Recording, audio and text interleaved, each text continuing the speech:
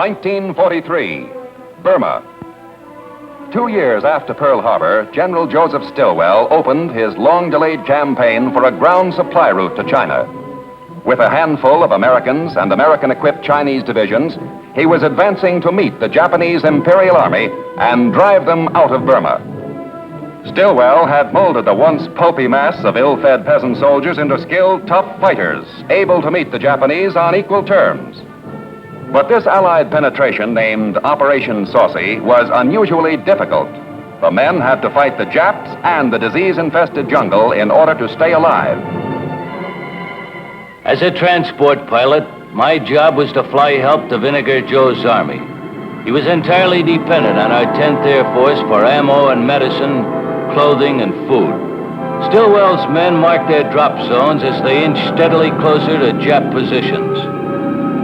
The progress of an army depended on a co-pilot's signal.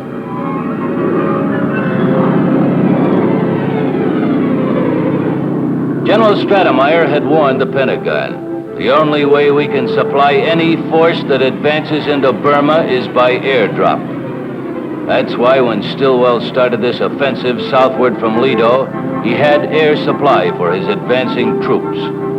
Our supply pushers developed bomb sight precision. For the past year, split-second timing had meant survival to lonely air warning outposts perched on jungle-covered ridges in the Naga Hills. Air supply and the successful teamwork of the Eastern Air Command now made it possible for the Burma campaign to drive ahead.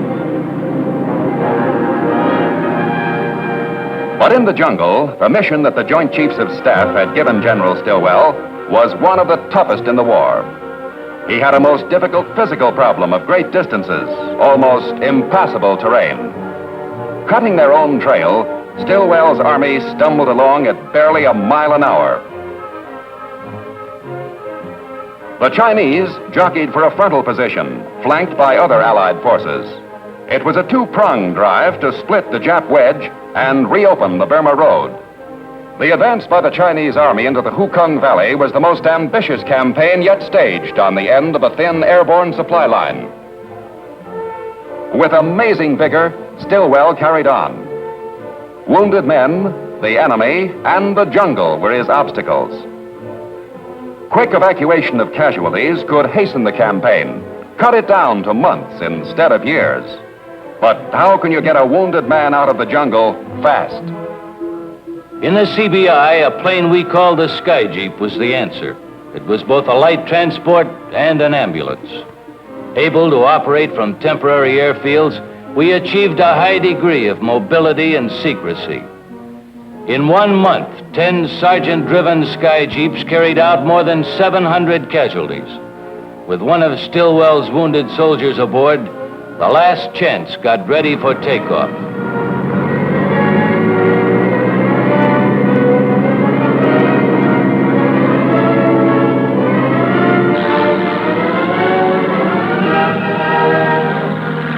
The Burma campaign made full use of air power, from transports and bombers to an armada of Sky Jeeps. Upwards of 100,000 men were constantly supplied and evacuated by air.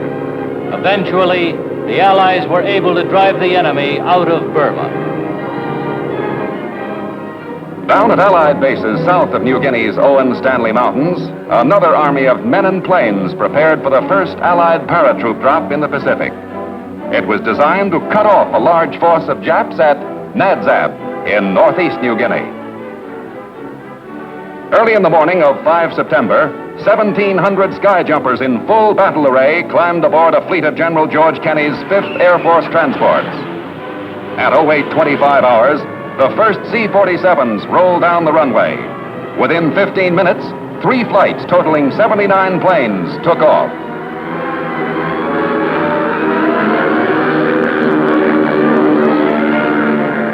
In all, 302 aircraft slid into place and, like a mighty procession, paraded toward Nadzab. The pilots gradually dropped from altitudes of 3,500 feet down to 500 feet. So far, no trace of the enemy, but no chances were being taken. A squadron of low-flying attack bombers laid columns of smoke on the floor of the Nadzab Valley. Once over the target area, the transports formed into 3 columns, each with 32 planes. The 503rd Parachute Infantry Regiment and a battalion of Australians tumbled out to make their first drop, and with success. Nadzab, the Japs' back door, was left open.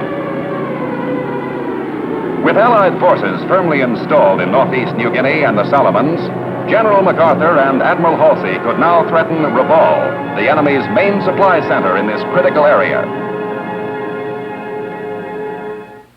For 3 days in a row, we were alerted for a strong, low-level attack to knock out Rabaul on New Britain Island. At forward staging bases in New Guinea, our B-25s waited for weather as we got ready. We were going to depend on our gunners to neutralize enemy planes in Ack-Ack in order for the rest of us to smash the airdromes around Rabaul and then destroy the concentration of military shipping in Simpson Harbor. Ever since January 1942, units of the 5th Air Force had continually blasted Rabaul. Today, November 2nd, 1943, the briefing officer announced that the 8th Photo Squad flying recon over Simpson Harbor had seen 7 destroyers and 20 merchant vessels. At the airdromes, they had counted 237 planes. This sounded like a rough mission. At the fighter pilot briefings, P-38 boys were given details of the plan that required perfect coordination between bomber and fighter elements. Surprise and timing were the main springs of the battle plan that the successful air campaigner General Kenny now put in motion. Briefings over, 5 squadrons of Mitchells, a force of 80 medium bombers, were boarded and revved up.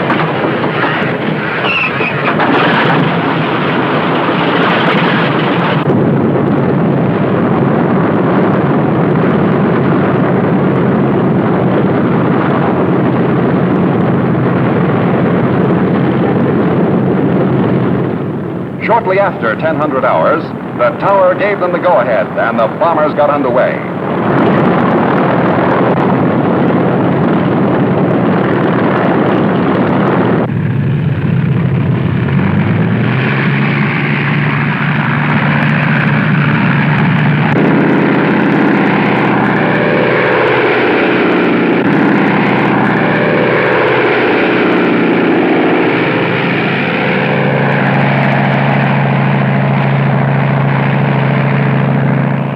Then the fighters got ready.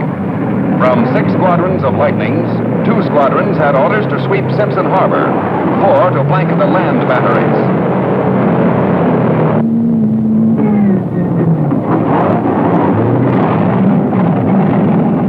In all, 80 Lightnings scrambled off.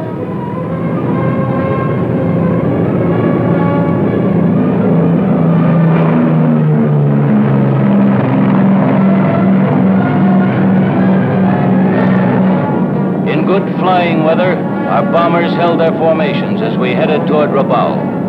Leader of our shipping strike forces was a veteran of 80 strafing missions, 25-year-old attack group commander Major John Hennebrey. Once over the Solomon Sea, the Kenny plan went into high gear. As we scanned the skies, we spotted what we were looking for: enemy aircraft. Our Lightning swept in ahead of the bombers to clear the area. When 2 Zeros challenged Captain Ralph Bills and his wingman, he opened up. First, Bills didn't connect, so he got his 38 on the Jap's tail, and the battle turned into a chase.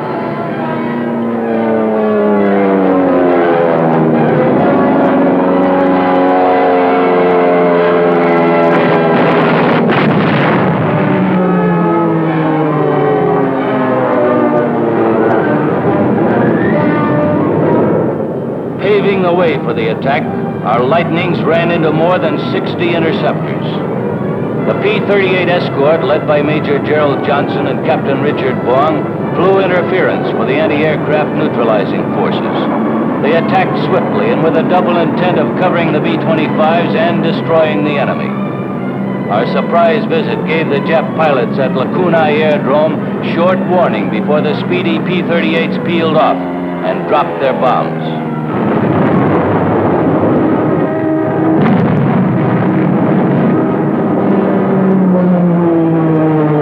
Next, we dove in on aircraft parked on hard stands and revetments.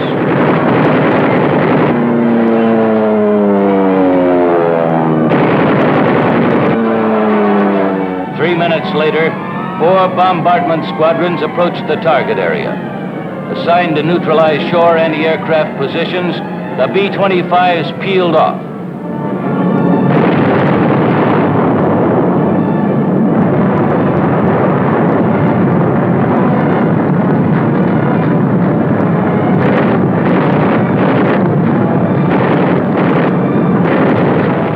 Parachute fragmentation bombs, because of their delayed explosions, permitted us to get down low and blast the enemy out of their hiding places. It was this complete neutralization which finally enabled our striking forces to make dangerous mast-high runs over Simpson Harbor.